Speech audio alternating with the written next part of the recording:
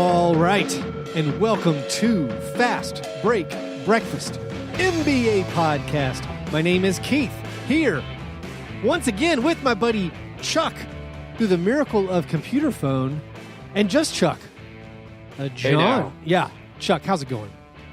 I'm good. How you doing, Keith? Man, I'm real good.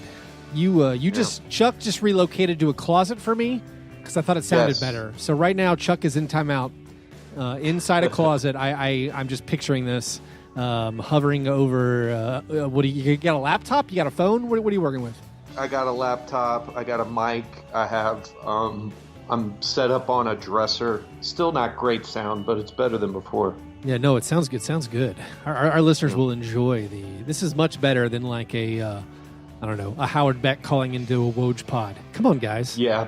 Well, listen, I will let people call me on the phone for my podcast because you know what? We're small time. Let's be real. Right. If we ever get to the big time, I mean, if I'm at ESPN, no, there's a hard no. You cannot call me on your cell phone. Like, you need to get in front of a microphone, maybe record your end. You could do that too. But anyway. Ooh, that would be so nice. I'm digressing. We're not there yet. John Burr, he had something come up, I think. He might have actually. Yeah, he's just he's really sad about Marc Gasol. Oh no. Yeah, he's just down in the dumps, and he just can't talk basketball because of the Sharks' brilliance in Toronto these past two games. Oh, he's having trouble seeing his ex-lover flourish. I know. We've been through this. Man. Everyone can relate.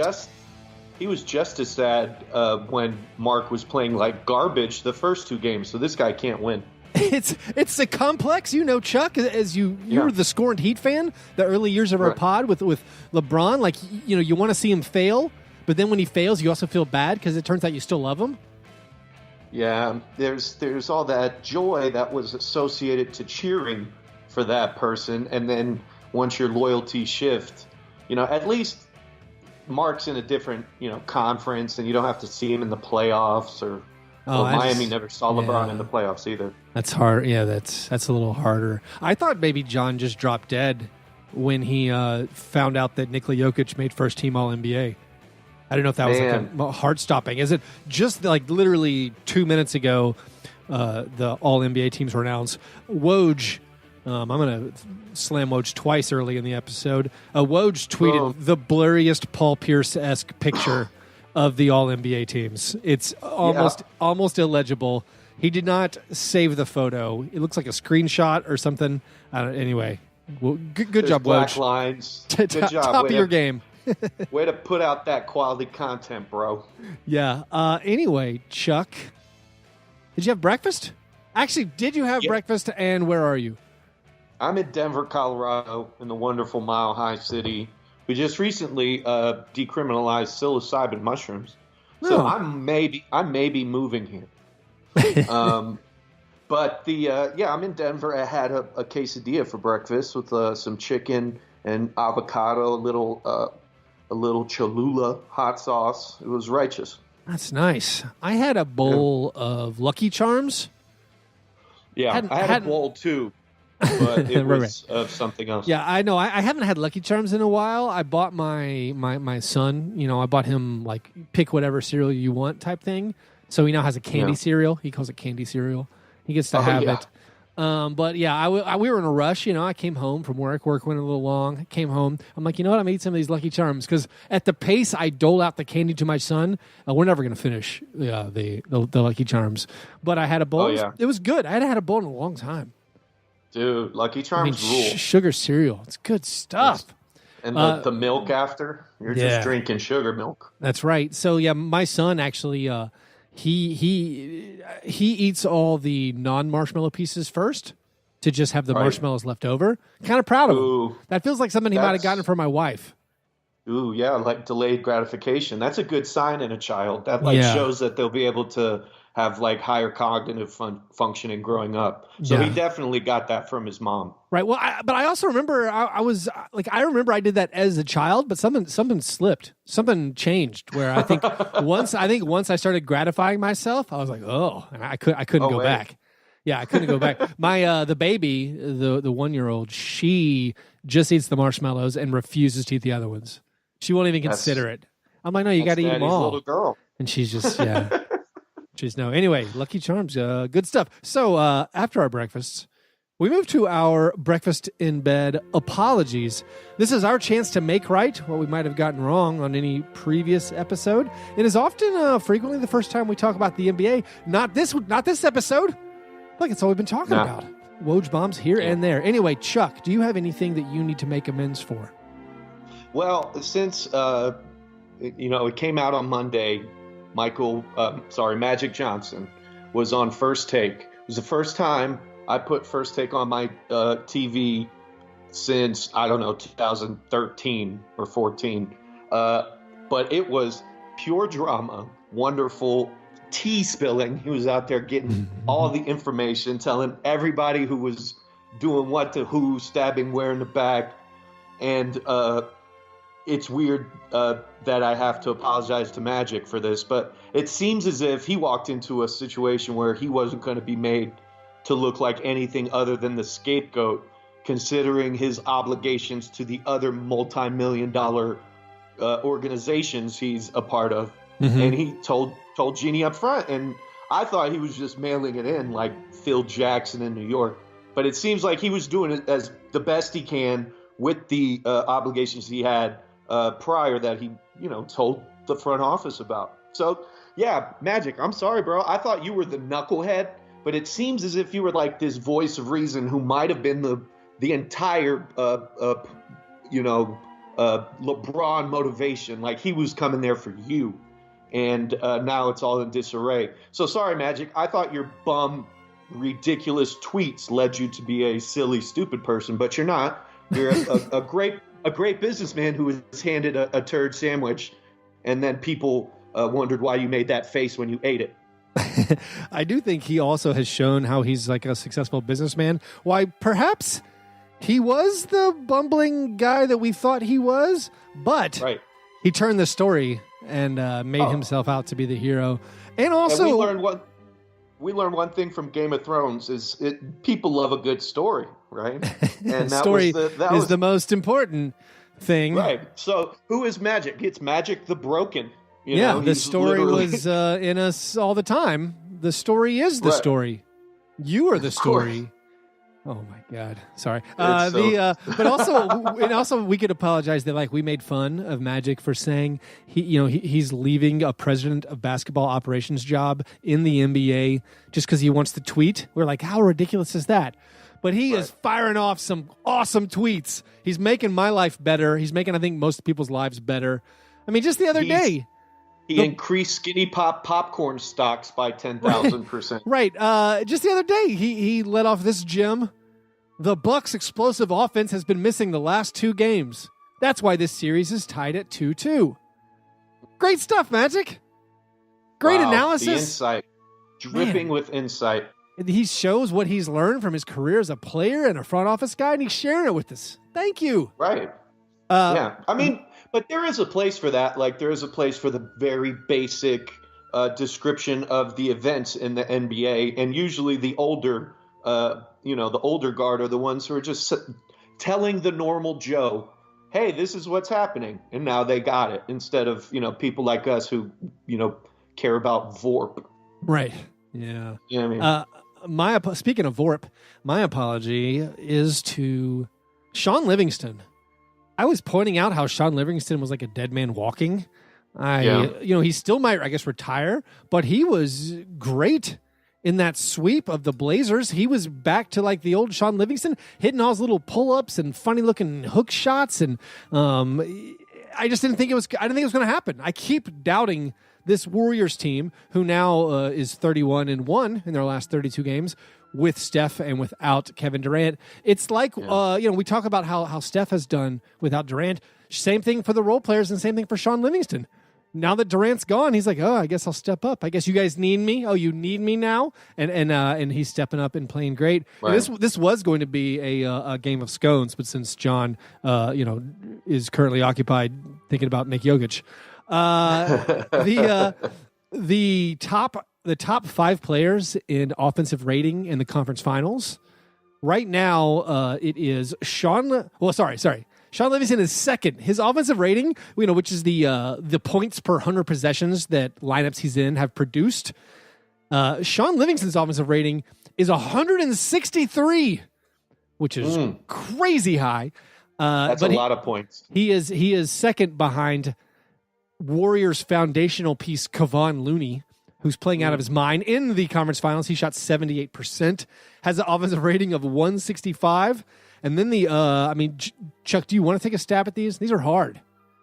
But who like the points per 100 possessions of everybody on the team? These are offensive rating, the best offensive rating of the players in the conference finals. So just between the Bucks, the Raptors, the Warriors, and the Trailblazers. Man, I don't know. It's fine. It's tricky, which is why I would have enjoyed it. Giannis, Giannis's offensive rating in the series 88. Wow. So real low. Yeah, that's not good. That's 98 Knicks Heat. Right. Let me make sure I didn't misspeak there. I want to pull up the exact one. Oh no, he's 98. 97. He's 98. Yeah. So Giannis Antetokounmpo's offensive rating is 98. Defensive rating is 98. Which isn't that terrible. Well, it's not good. Per 100, you don't want to be under 100 points. Under 100. But anyway, the other high ones. So we had Looney at 165, Sean Livingston at 163, George Hill, who's carrying the Bucks pretty much. Obviously besides Giannis. George Hill has a 148 offensive rating, and then Kyle Lowry, who still gets grief, has a 133 offensive rating, and then Andrew Bogut. Andrew Bogut at 131. What about Norm Powell? Norm Powell is also up there. Norm Powell has been crushing stuff. He's been killing it. I couldn't believe he took 18 shots last game. Actually, no. So Norm Powell for this series, his offensive rating, he's in the negative. He's a 107 offensive rating, 111 defensive rating. Now, this stuff's crazy. You look at the Bucks. That how Bledsoe, Brogdon, and Middleton aren't really bringing it at all as far as these numbers, and it's all the Bucks are 2-2 in a fine situation, still having home court advantage, just being the best of three, but those main guys aren't doing it. It's I think the Brook Lopez is doing it, but then it's George Hill, Ersan Ilyasova, they're killing it when these lineups are on the court. Yeah, I think I think this is just a series where the home court matters a lot, and you'll see the role players bounce in a home game. Brogdon's not going to shoot whatever he shot. He was 0 for 5 at one point. He was real mediocre in games 4. The problem is the role players. You can make the role player jokes like, is Bledsoe a role player? Is Kyle Lowry a role player? Because Bledsoe's been atrocious. This is stuff that I kind of alluded to in earlier shows, talking about how these guys are going to succumb to the moment. Eric Bledsoe being one of them. He's just having a god awful series, and it's interesting to see how, and even Giannis in Game 4, you could tell he was on tilt a couple times. He wasn't getting calls. He was kind of frustrated, and I think it led to the team kind of losing its composure too, because he's their guy. But he's 24. He's going to have to learn how to win on the road in the playoffs, which is, LeBron. Ask LeBron. He was losing to Indiana on the road in the playoffs when he was with Miami, and it's not easy to win a road game. Right. Not everybody's the Warriors. And you also have the twist of Kawhi Leonard is now guarding Giannis a lot more. And that's the twist. And so this game tonight, the Game 5 tonight, going to be huge. Can the Raptors keep up some of that momentum they got at home, where they get some performances from their bench guys, where Marc Gasol is playing more aggressively, and if Kawhi keeps guarding Giannis and is Kawhi is limping out there, and he seems like he's kind of hurt. Is him expending that energy guarding Giannis? Does he have what they need on the offensive end? Anyways, first that matchup is what I've been waiting for all season. That's like the Clegane brothers fighting in Game of Thrones. I've been waiting for them to defend each other and to go at each other on the offensive side all season. And this has been everything that I hoped for. It's just been an absolute battle. Yeah. Also, speaking of apologies, I thought you were going to apologize. You overslept last week, Chuck. Man, that was that was it. I'm sorry I missed last week's show. We recorded in the morning, which is a mistake. We recorded in the morning after the Grizzlies won the number 2 pick. And I absolutely went hard the rest of the evening. We did Rudy know. St. Clair Yeah. came up from Muscle Shoals, Alabama, with a buddy of his, and we painted the town, and ended up at Dino's at 3 a.m. eating burgers, which is never good. Well, you're the hospitality host of the show, so that's fine. You were doing your work. If you're in Nashville and I'm in Nashville and I'm not doing anything, hit me up and we'll go in. I also could apologize for Rudy St. Clair. I thought he was from Knoxville. I guess he drove from Muscle Shoals. That's my bad. No, it's all good. It's all good.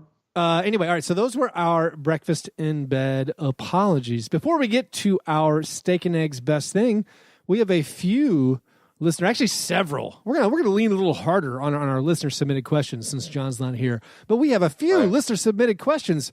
The Croissant Questionnaire. Any questions?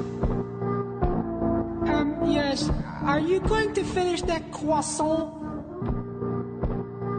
Knock yourself out. That croissant. Finish that croissant. All right. So our first question here we have is from Liam Green.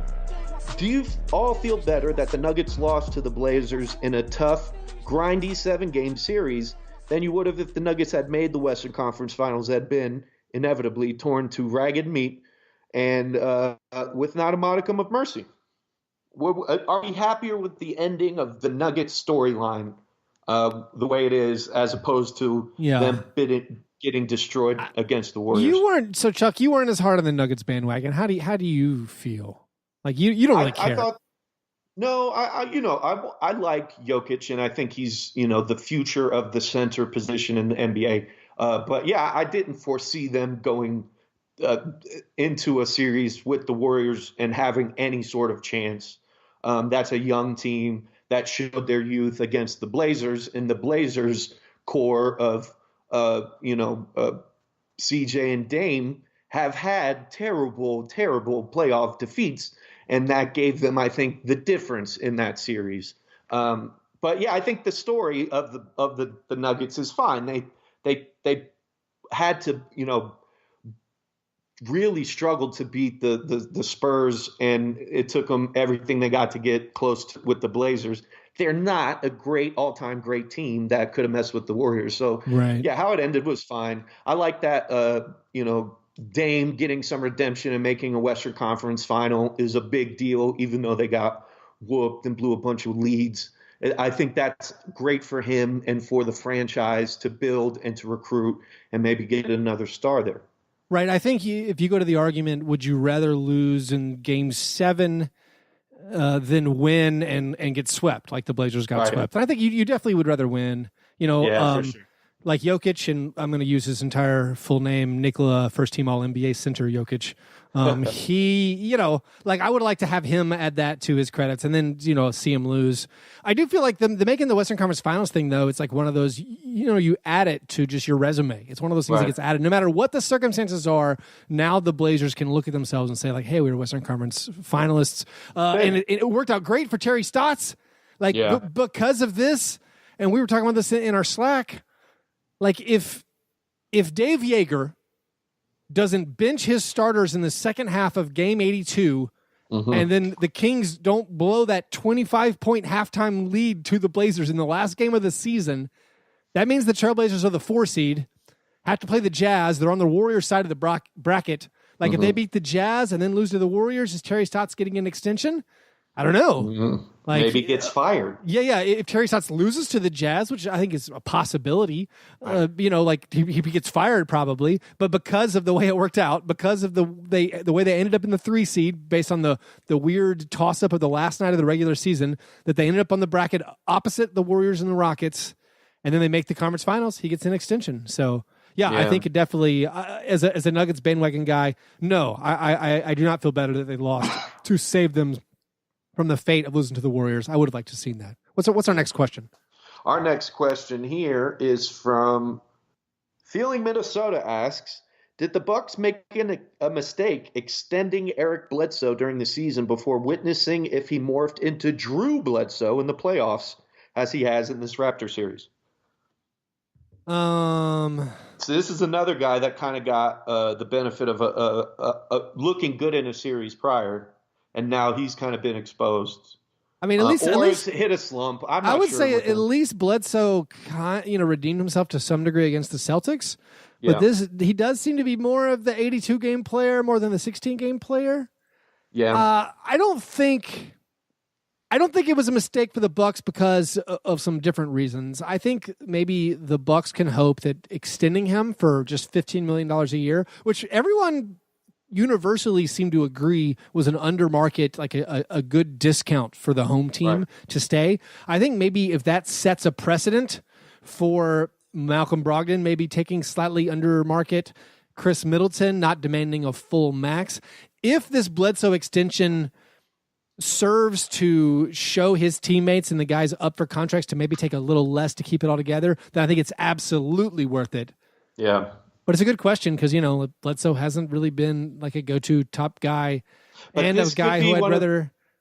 This is one of those seasons where he's learning too. This is his, I think, second... I don't know. Did he go to the playoffs with the Clippers? Yeah, he went to the playoffs with the Clippers. He's been to the playoffs a few times. He has some seasoning, but this is a deep playoff run. The Western Conference Finals, it's a whole nother gear. It turns into a different game, and some guys can't handle that right away. And he's going to have to learn how to adjust the play with that pressure and that that much at stake. I don't think I think 15 a year for him isn't bad at all, and you've got somebody you can count on. And cohesion and unit, esprit de corps is a part of creating a championship organization. Mm-hmm. And he's one of those guys that you tell that the bench listens to him. He's got some modicum of pull with that team. He's a leader.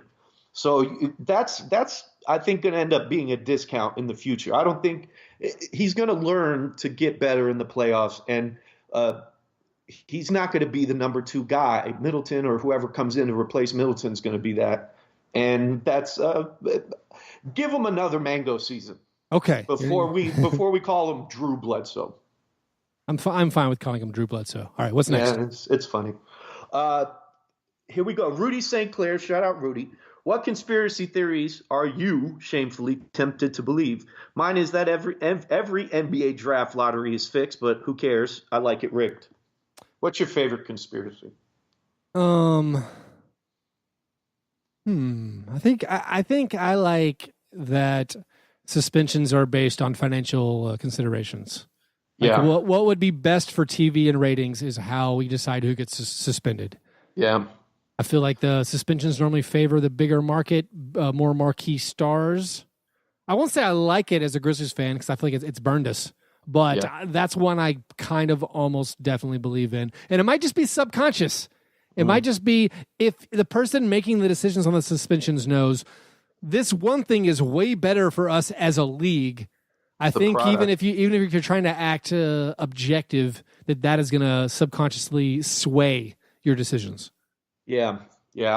My favorite conspiracy is that Greg Popovich is actually a leading arm of the Illuminati who's using the greatest sport product, basketball, to usher in an age of multiculturalism, multinationalism, and eventually a new world order.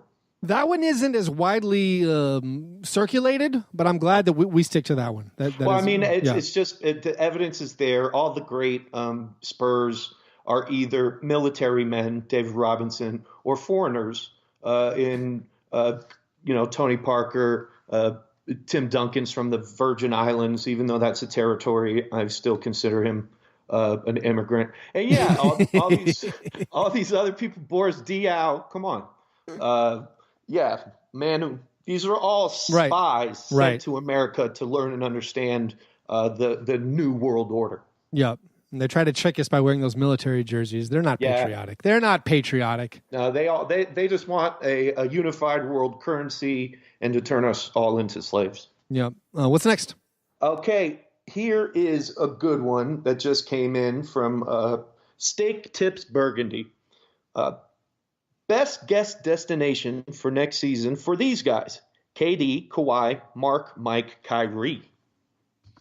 Okay, I like it. I think I'm still going to say Durant. I'm going to go Durant stays on the Warriors just to spite us, just to spite all NBA writers and everywhere. Well, Durant, so one of the interesting things about the All-NBA teams, Durant is second-team All-NBA. Yeah. That has to drive him insane. He's mad about that. And he's already been having a week online. He's been commenting to weird dudes. He commented to some... God. There was some Instagram post where a Warriors fan with like 20 followers was like, great win. Like, you're going to underestimate Clay and Steph and Draymond. Like, we could do it. It was like a very pro-Warriors thing that didn't even seem like it was shading Kevin Durant. And then Durant comments under it to this person with 20 followers saying, like, why you got to be divisive? Get the F out of here. It was It's like, what incredible. in the world, dude? That guy needs to be playing basketball because he gets Twitter fingers real fast.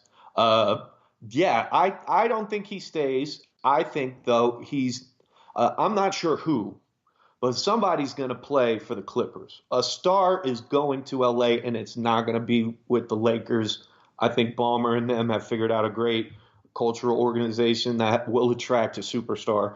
One of these two will be in La La Land, KD or Kawhi. So I was going to guess. I think KD could go to the Clippers easy. Okay, so I'm going to guess KD stays in Golden State. Kawhi, I have going to the Clippers. Mark, the Shark, I think is going to stay in Toronto. Mike Conley. I don't think I do not want him in Miami because that contract is an albatross, and we need that money to come off the books in 2021, and we're paying him $32 million. Well, right. Well, I mean, if rumored Heat trades, if they trade the guys who are still signed, like the same length, if they trade a James Johnson and a Kelly Olynyk, they trade Dion. That's terrible for the Grizzlies because I think Dion's deal goes a year past Mike Conley's deal. So that's a mess. I don't know where Mike goes. I can't even come up with a good guess. Kyrie, I think, goes to New York. Yeah, Kyrie. I think. Kyrie's going to have to make a decision. I think he ends up back in LA with LeBron.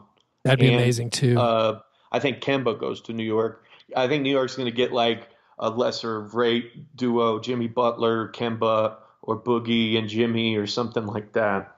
But yeah, I think Kyrie, Mark and Mike. Mark's not going anywhere. Mike, I think, is probably going to end up maybe in the Pacers, or who I would like to see him on the Pacers. Or like maybe Milwaukee can put something together. That would be wild if Milwaukee could send Bledsoe. I mean, I can't imagine what the Milwaukee would send. Are they sending DJ Wilson to the Grizzlies? I kind of like that guy.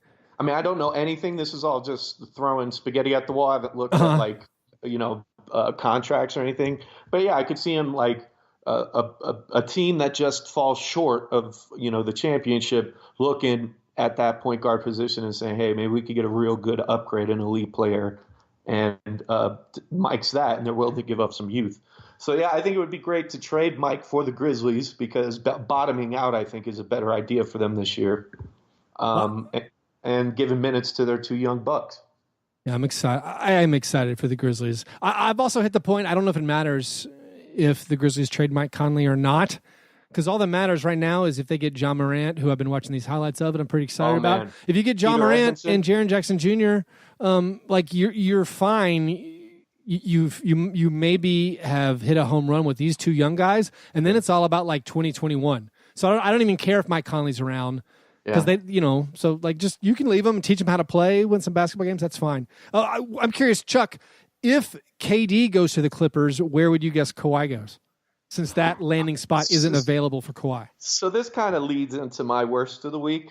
Well. I think there is a great chance that Kawhi stays in Toronto. Oh, yeah. This is a guy that's coming up on free agency who's limping and hurt and is still putting in insane minutes, effort out the wazoo. And now, which is my worst, the city of Toronto is conspiring to give him free stuff. There's a condo he's guaranteed the penthouse to if he resigns. Businesses, a lawyer, a car auto detail place, restaurants everywhere. The guy would never have to pull out his wallet again. Uber drivers can give Kawhi Leonard free rides. So this is the worst thing I ever heard because he's rich, and why does he need that? Recruiting, man. I do like the private sector recruiting of Kawhi. At least the city isn't giving him like $1 million tax abatement like they do in Nashville for a hotel that has 100 rooms. Well, yeah. Now balls in Ballmer's court. What can he get? The city of Los Angeles. He needs some realtors out there to start giving Kawhi some perks to move in. He's just going to be giving Kawhi Bitcoin every week. Because look, this is untraceable. Here's a USB drive. Here's $100 million. Yeah. Does the CBA cover cryptocurrency? Dude, nobody can track it. That's the beauty of it. All these rich. If you're in tech, you should be paying your players under the table in Bitcoin. It's completely untraceable. Do we have any more? I know you dropped your cream of wheat in there. Do we have any more from the Croissant Questionnaire? I think we do have one more. I think it also is from Steak Tips Burgundy. This one asks, the new It movie comes out in the fall featuring one of the most well-known clowns in horror. What's your greatest fear, and which horror movie does the best job of making that fear come to life? This is also similar. Young Hueva also asked us what our greatest NBA fear is and our greatest regular fear. I mean, all right, I guess we break it down. My greatest fear, well, since children, I have hard time with this question because all I think about every day is my children dying. So that's my greatest fear. Besides that, I always have the typical fears of, like, I'm a piano player, and I've had the fear, and I've talked about it before, of I'm supposed to be somewhere, like having to be on stage, and either not having the music or them doing like a different song, which I think that's like the whiplash thing. Like, oh yeah, no, this is not the song you prepared for. That's a thing I've had experienced, like in actuality, happen to me, and that I've dreamed about. So like that's always a big fear. My greatest NBA fear. I don't. What do you have, Chuck? I can't even come up with. So my real life fear, aside from children stuff, is sharks and like deep water stuff. Oh, I have that too. Yeah. Deep water. I've been thinking. Yeah. No, the ocean is horrifying. Volcanoes and like global warming. So those three things terrify me if I think about them. But I watched Jurassic World 2, and there's like the island just explodes, and it's a volcano kind of like Dante's Inferno meets dinosaurs. Right. And that was frightening because you're running away from dinosaurs and lava. And that had me shook. And spoiler, you have to jump into the ocean to escape it. Right. So I mean that was it's kind of like all of yours wrapped up right there. All of it. It was it's kind of scary as all hell. That one Jurassic World Fallen Kingdom. Yeah. That's it. Jurassic World 2. Everyone who made that movie should be ashamed, except for the people involved in the volcano sequence. That was pretty cool. Man, that stuff was great. I didn't hate the movie. It provided just enough entertainment and distraction. It wasn't an art piece by any means, but I was stoned out of my mind. It was great entertainment. I was sober. Really hated it. I watched 2 John Wicks back to back yesterday. We might have to do another pod alone about that. Oh, we should do a little bonus, John. I just got questions about these coins. That's it. Yeah. Oh, we've talked about the show before. I don't understand the economy. I don't understand the Hitman economy. It's insane. But I actually had a free time on Wednesday, and I went and saw the John Wick 3. The theater I saw John Wick 3 in, it had like speakers or subwoofers in the seat. Yeah. Incredible added value. Unbelievable added value. When they started doing some big guns, it was like, oh my goodness. It was amazing. I saw Endgame with those kind of seats. Boy. Now I got to do it. Now I got to pay extra for those. Man, it's that extra. It's that luxury. It's the 3D IMAX and those seats that you pay for. That it's just an insane upgrade. I didn't notice it. I didn't notice the seat speakers until the end. Like maybe they were there the whole time, but I kind of felt like they saved it for like one of the final things. And the rap of the gunshots, the retorts were so violent feeling And I was like, yeah, this is good. This is definitely worth my $16. Like, I'm happy to do it. Anyway, those were. Oh, did we answer? Yeah, so we answered. I guess Steak just want to know which horror movie does the best job of making the fear come to life. I don't like horror movies, so I don't watch very many of them. We didn't really talk about it as far as one of our fears, but the horror movies that I guess I'm most scared of are like the home invasion type things, like the Strangers. Yeah, I don't do that. Just seeing clips of it, I'm like, nope, not gonna watch that. Yeah, I hate anything that is like religious themed. That where there's like weird like cults within. So I just anything like that gets me, and like exorcisms, anything with like demons. I'm like, nah, I'm fine. I'd rather not. Also sharks. So Deep Blue Sea scares the balls out of me. Has there ever been a shark exorcism movie? Because that could be a good crossover. Dang. There was that ghost shark on Sci-Fi. Yeah, Sharknado. Can't watch it. You know what did scare me though? So I watched Chernobyl. And I've worked in the nuclear industry in medical and military applications. Right. And that scared the balls out of me because they were given readings. And I was like, yeah, I would be running at full speed away from that right now. And they were just running into it to put out fires. I want to watch the Chernobyl, but I don't. Like, it looks really good. I'm like, I don't think I want to sit through that. Man, it's nerve-wracking for me as somebody who has been in nuclear environments. It makes your skin crawl.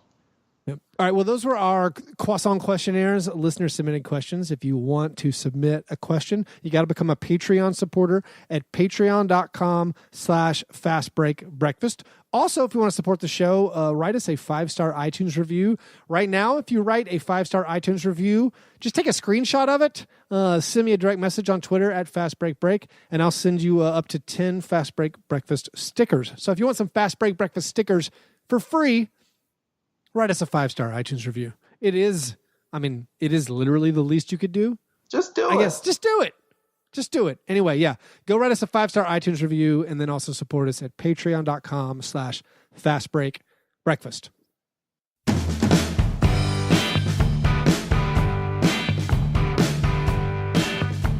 All right. Steak and eggs, best thing. What's the best thing you saw last week, Chuck? I mean, I know you guys, this happened last week, but Josh Jackson at Rolling Loud. Oh, you got to tell us everything. Yeah, you were our correspondent that didn't make it. So I have attended Rolling Loud. It was Rolling Loud 2015. It was in a small park in Wynwood in Miami, in a little arts district there. It was dope. I actually snuck into VIP at that show. Some guy was standing next to VIP and he had an extra band. He would slide it on your hand. You give him $20, and then you go into VIP and you had side stage, and that's basically what I did. But thing is, I'm not like a 6'8" forward who stands out in a crowd like a sore thumb, probably on a bucket of Molly. Sounds like it from his behavior, running away from cops, jumping off of a golf cart and getting caught later. He's a knucklehead. But Miami does that to you. Rich Sean Holmes? Which one is it? Rick Sean. Rickshaw Holmes. Rick Sean Holmes. Rickshaw Holmes. Yeah. He got arrested in Miami in possession of marijuana. Let me tell you guys, you should go to places where marijuana is legal. You'll be in less trouble with the law. Well, it's not Miami, though. It's not South Beach. Yeah, I didn't even see about this Rashawn Holmes arrest. Him and his buddy got busted with weed. They probably smelled like Rolling Loud. And, the cops pulled him over, searched him, found the dope, and put him in jail. And they do that in Miami, especially if you drive a really nice car. Yeah. Did you, you say you snuck into Rolling Loud, but you did the thing where it was just like you were paying $20 to get in, which is sort of sneaking in, but not. Right. Well, that's a different category, right? It is. Well, I paid my ticket for general admission, and then I peeped the scenario and saw that there was a VIP section, which I'm usually drawn to. I don't like general population events. I don't like going to concerts. Who does? It's just, I like just a little bit of access. I don't need much. But I looked at it, and there was a guy running people in, and I walked up to him and I said, "Hey, man, how much?" And he was like, 20. I gave him 20, walked in and saw Future. There you go. That's like I did the same thing at Dragon Con. Mm-hmm. Where they whatever I can't remember if it's a Sheraton or a Marriott. Now it's really terrible. John's not here because he's an expert. But at Dragon Con in Atlanta, like on Saturday night, like they shut down the hotel where like hosts and you have to have a ticket to get in and out. And there was a door guy who was doing that. The door guy he would send you to his guy, who was like behind a bus in like a parking area. So he would send you to that guy to buy like a fake ticket, and then that fake ticket would let him know that you paid his guy Right. To get in. That's how I got into Summer League. Oh, is it? Yeah, I paid like $5 to get in. There was some guy that had a piece of paper, and he's like, when you get inside, give it to that guy. And I'm like, okay. So I gave him $5. They scanned the ticket. I walked in. I gave it to the guy who was previously standing next to the scalper. And yeah, I didn't have a ticket. We're just supporting the small business economy. Man, I think the black market economy is underrated, and I participate in it frequently. Yeah, I mean, Summer League has raised its prices every year by like 20%. I haven't even looked at what this year's prices are going to be with Zion Williamson. It's gonna be crazy. But anyway, my best thing is I'm trying to stay very on brand. Right. They're unheralded. They do a great job. They're always criticized. At the end of Warriors Blazers Game 4, the referees came through with several clutch calls, and I believe they deserve their due. No, that Steph Curry step back travel. That was a great call. It was. I mean, everyone says it was obvious.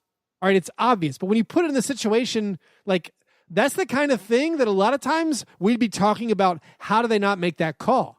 Mm-hmm. Because in that situation, you're probably not expecting a wide open Steph Curry to travel. And right. Mike Callahan has that split second to be like, you know what, that was weird. And a lot of times as a ref, I think these guys are thinking if it looks weird, you have to figure out immediately, was it illegal? Right. And so he nailed it. He got that call correctly. I think it'd be interesting if that play didn't happen in front of the Blazers bench.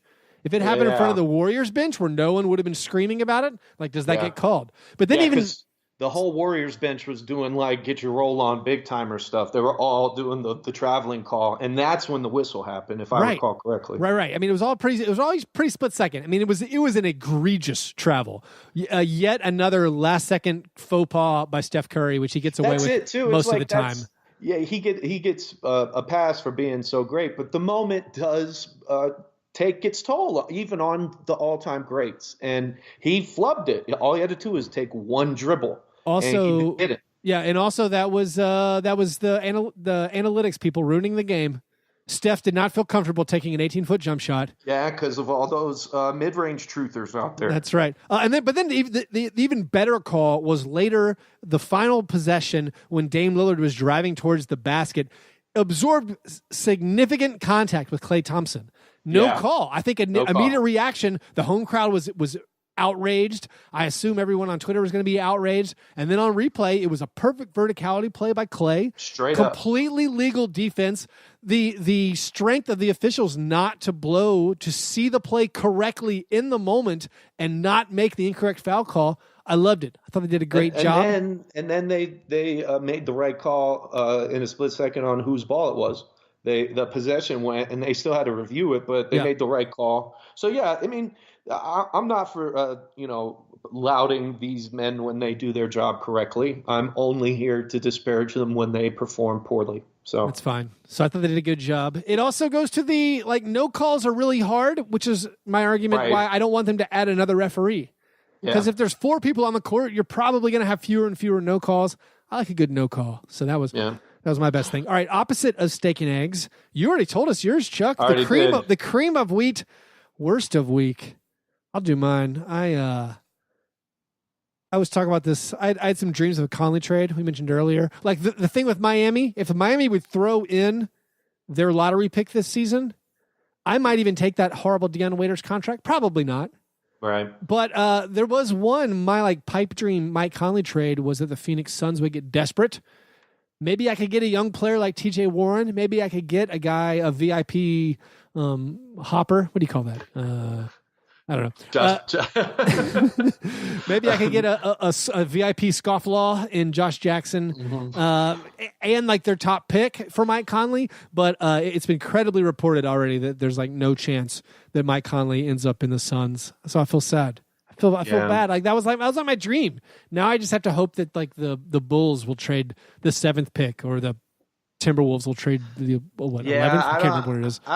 I don't know what kind of value he has to a lot of teams. You know, I know we love him in Memphis and we see him all the time, but I think you've got a guy who's old. His contract is enormous, and not many teams are going to want to put him on their books going forward. And that's where I think the market might dry up. While Memphis thinks he's worth for lottery picks, I think he might not get that from other teams, considering that he's going to have a decline in play over the next 3 seasons. That is an inevitable fact. It's only 2 seasons. Right. So I mean, we've already made it to the next 2 seasons. I think a team like the Timberwolves, who already have salary down, a team like the Heat, like we said, that already have salary down, a team like the Pistons are all in that range where if they are trying to make the playoffs next year, it makes sense now. Like if we're already paying these guys to be here, let's go ahead and pay a veteran for 2 more years. I also love the Celtics rumor trade. Like if the Celtics want to undo Gordon Hayward, if the Celtics will attach a pick with Gordon Hayward for Mike Conley, that's what I'm gonna be interested in. Moving on to a scattered covered smothered. One thing about these playoffs, the guys who are playing so well, I want to know, Chuck, how would you rank these players of who's having a better playoff so far?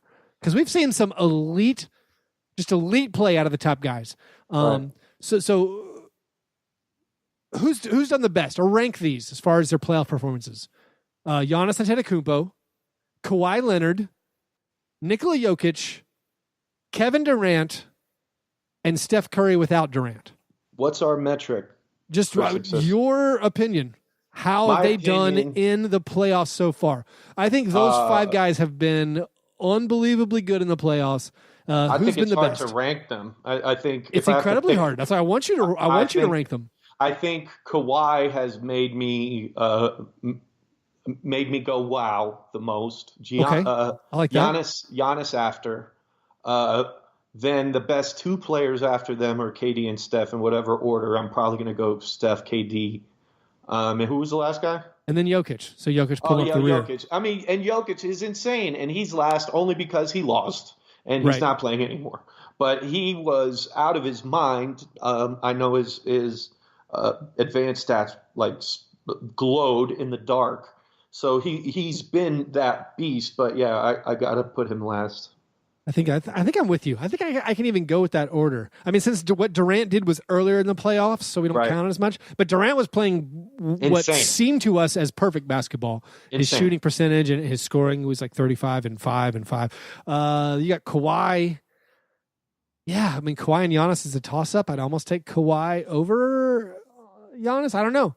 But I think that's almost impossible. This series will tell me who I think will have whoever wins this series is going to, have the most impressive playoff to me, even if they lose in the finals.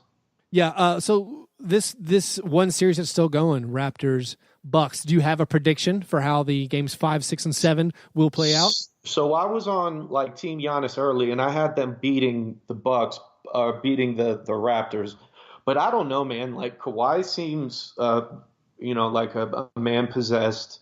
I think it's going to come down to home road stuff and the moment. It's a silly kind of like amorphous idea, but the moment as it ratchets up will cause the lesser players or the players with least experience to kind of freeze.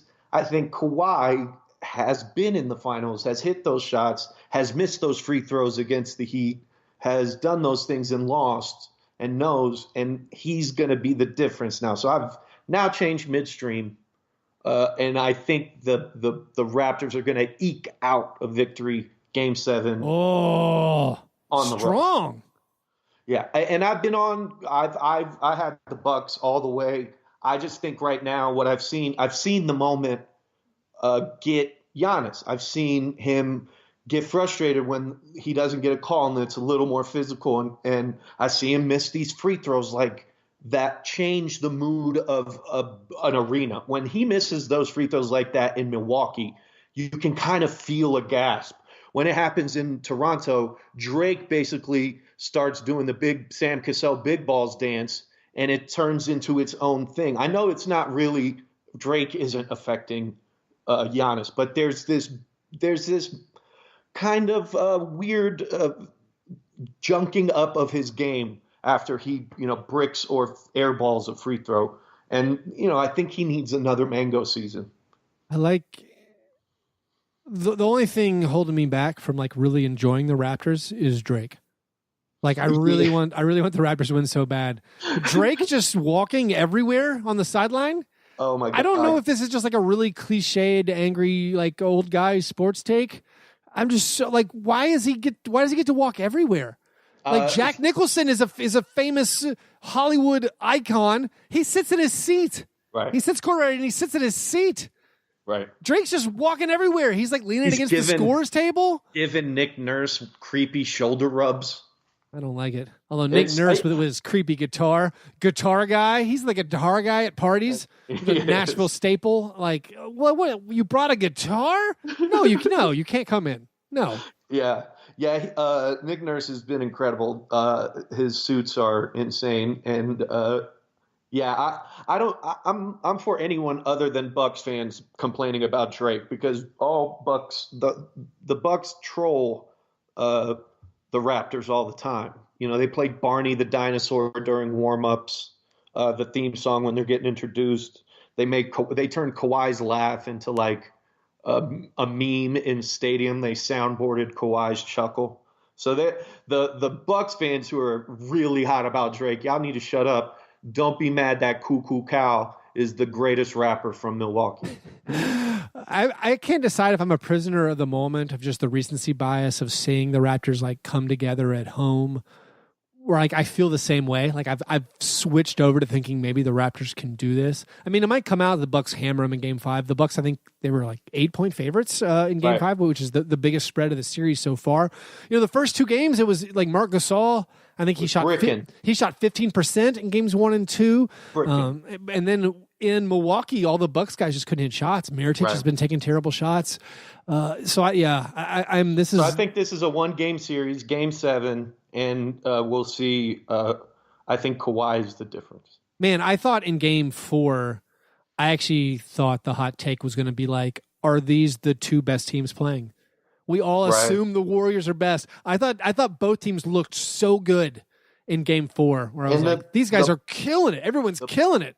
The Bucks bench just seems indomitable. There's and then that kind of like short bench that Nick Nurse is using seems to be a problem, but that's what every team does. Every team goes 7 or 8 deep in the playoffs. That's their rotation. I think it might be a problem for Milwaukee to find out who the hot hand is for Budenholzer, and that may be a problem being a deeper team, taking them a longer time to understand who's on and who's not that night. Right, because like George Hill finally had like an off game, and that was like not very good, because it seems like he's been out playing Bledsoe. It is weird. I guess Budenholzer has the weird situation of they actually have legitimate options of who should be playing. Typically the Raptors don't, because the Raptors guys aren't really pulling it. Speaking of Bucks not hitting shots, let's move to the awards ceremony of the program. Yeah. The International Stackhouse of Pancakes Award, given each week to the worst performance in a box score. We have several honorable mentions. Mark the Shark, 1 for 9. Malcolm Brogdon, 2 for 11. Dame, 5 for 18. Norm Powell, 6 for 18. Klay Thompson, 7 for 21. We have 3 nominees for the award this week. They all occurred in the exact same game. Fred VanVleet. Drake. 1 for 11. 3 points, 3 rebounds, 6 assists, a block, 3 turnovers, 5 personal fouls. Hey, at least he tried. Chris, future Grizzly, Middleton. 9 points, 9 rebounds. Oh, excuse me. Give me the good stuff. 3 for 16. 9 points. 9 rebounds, 3 assists, 1 steal, 3 turnovers, 5 personal fouls. Eric Bledsoe, 3 for 16. 11 points, 4 rebounds, 5 assists, 3 steals, 5 turnovers, 3 personal fouls. So we have Fred VanVleet, 1 for 11, 3 points, 6 assists, 5 fouls. Chris Middleton, 3 for 16, 9 points, 9 boards, 3 assists, 5 fouls. And Eric Bledsoe, 3 for 16, 11 points, 4 rebounds, 5 assists, 3 steals, 5 turnovers. So it's a tough one. Do you like that? I think it's Fred VanVleet with just the 1 for 11. It's and the 3. I mean, fouls aren't necessarily bad, but the combination 1 for 11, 3 points, 6 assists. How do you feel? Man, I would hate to disagree and have like a split decision this week. Well, I got a quarter here. If you want to disagree, we can cool. leave it to old. Coin. We can leave it to Two-Face to decide the fate. I think in the playoffs, it's all about effort, and the worst a box score is a guy who didn't have 5 fouls. Oh, so Bledsoe. I'm going with Bledsoe. I think his lack of getting those 2 extra fouls hurt him. I think that's legit because also he had more turnovers. Right. So all right. So I will do heads. Fred VanVleet. Tails. Eric Bledsoe. I'm going to let the quarter bounce wherever it lands. Wherever it lands. All right. Got it. Oh, it's off the table. That's a tails. Eric Bledsoe. Congratulations. Winning this week's International Stackhouse of Pancakes Award. I thought it was fun looking at that Fred VanVleet line of being 1 for 11 and having 5 personal fouls. I was like, that feels like a very rare combination. Surely that hasn't happened bunch. It actually has. I was looking up. I was like, show me everyone in the playoffs. Computer. Show me everyone in the playoffs to shoot under 12% on at least 10 field goal attempts and have 5 or more personal fouls. There's 29 people have done it. The worst game was from one of my all-time favorite NBA players in the Western Conference round 1 in 1993. Uncle Cliff Robinson. Cliffy was 1 for 15 and fouled out. That marijuana advocate Cliff Robinson. That is brutal. He's opening up weed stores. He's going to be a millionaire. He's got Uncle Cliffy Spliffy, something like that. Yeah, something like that. He's making a lot of money. All right, get Chuck. That paper. Par fadeaway. What are you looking forward to? And you know what I'm looking forward to? I'm looking forward to a better understanding of the NBA drug policy situation. Oh yeah, Tyreke Evans, R.I.P. Tyreke Evans, who's effectively no longer going to be in the NBA. I guess he's going to play in Turkey or something. I can't wait to see what he does in China. Yeah, I would not. If I had a drug thing, I would not go to Turkey. No, I don't think they're. Yeah, maybe stay away from the opium trail. But he, I think it's modern NBA drug policy is a little messed up. We got a situation where we know that drugs of abuse really is a misnomer. It should be drugs that an addict use, drugs of addiction. This isn't a thing where this guy chose to be bad. I'm sure he put in effort to fix his drug problem. He just didn't have the structural, organizational understanding behind it of a disease and not a behavioral problem that deserves excommunication from the NBA effectively. Excommunicado. Excommunicado. He can't go back to the Continental. He didn't kill somebody on company grounds. Okay, all he did was, end up probably with a hydrocodone addiction or the other drug that he found his way into his face. So that you make a good point. We don't know that much about the NBA drug rules, but we do know this 2-year ban seems excessive. It seems draconian, NFL-esque. Right. Could we not put him through a mandatory 6-month rehabilitation process that is monitored outpatient where he lives there? You're basically throwing a guy out of the structure that is needed to maintain sobriety for 2 years. Right. And that to me is unfortunate and a negative way to look at drug abuse. I mean, I don't know if there is some form of safety net with the Players Association. Like maybe there is. to try to help out people like that in that situation? Because like what you're saying, it makes sense. We don't know the circumstances of the drugs that Tyreek Evans used. A lot of people pointed to like he's had several surgeries. And like that's where you get the opioids, the painkillers, and so it seems weird to kick the people out who have these issues. With like the Pacers said they would offer what support they could, but we don't know if that's just PR. We don't know if that is actual tangible support or financial support. It does seem weird, and it seems backwards for a league that claims to be progressive, even though you can always find ways that they are not. They claim to normally be progressive and pro player. It does seem weird that we still have this where people and Silver has been very proactive with mental health as a one of his pet projects or core causes that he's taken on, and there has been a shift in the understanding of mental health. But really, drug addiction is a severe form of a behavioral problem or a mental health issue, and to throw somebody out with no safety net and to hope that the team pays for rehab is a little bit it's unfortunate and I think can lead to problems with some players down the road. Yeah, it's a complex issue. You're not helping him. You're not helping him by taking away his livelihood for 2 years. And you're also not stopping drugs by banning them. Mm-hmm. Preach. Let's go watch The Wire. I was like, that's a lot heavier than we normally ever try to be. My par fadeaway is, what is the contract Dwight Powell is going to sign? What under-the-table deal did he pull off with the Mavericks to opt out of $10 million? Why? Bitcoin. Anyway, maybe it is the cryptocurrency all coming towards Dwight Powell. I mean, he had a good year, and it seems like he would not want to leave playing alongside Luka Doncic. It seemed like they worked out. I mean, he was an incredible finisher down the stretch. Helped me in fantasy playoffs.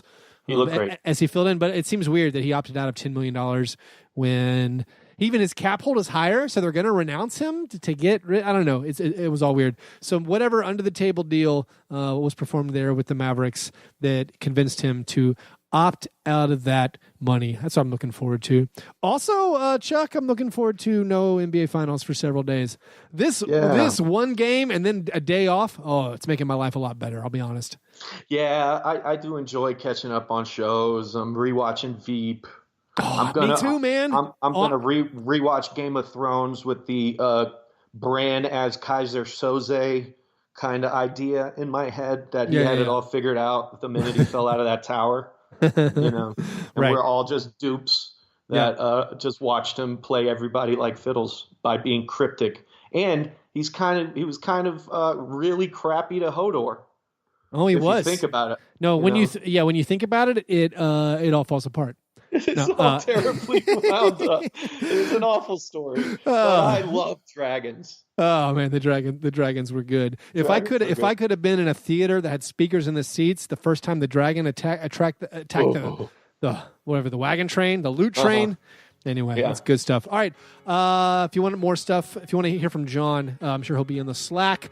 You can become a Patreon supporter, patreon.com/fastbreakbreakfast. If you want a free sticker, write us an iTunes review, screenshot it, send it to my Twitter, Fast Break Break. And we got those Bow Band stickers. Oh, those are for sale. We got to make some so we have them to give away. We need to get some tangible ones in our possession.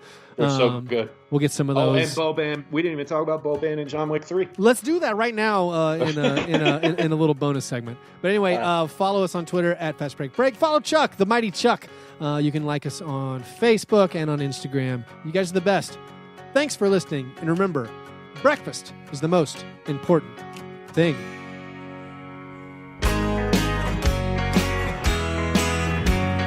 Yeah, never apologize for being G&G. Fast break, man. You understand?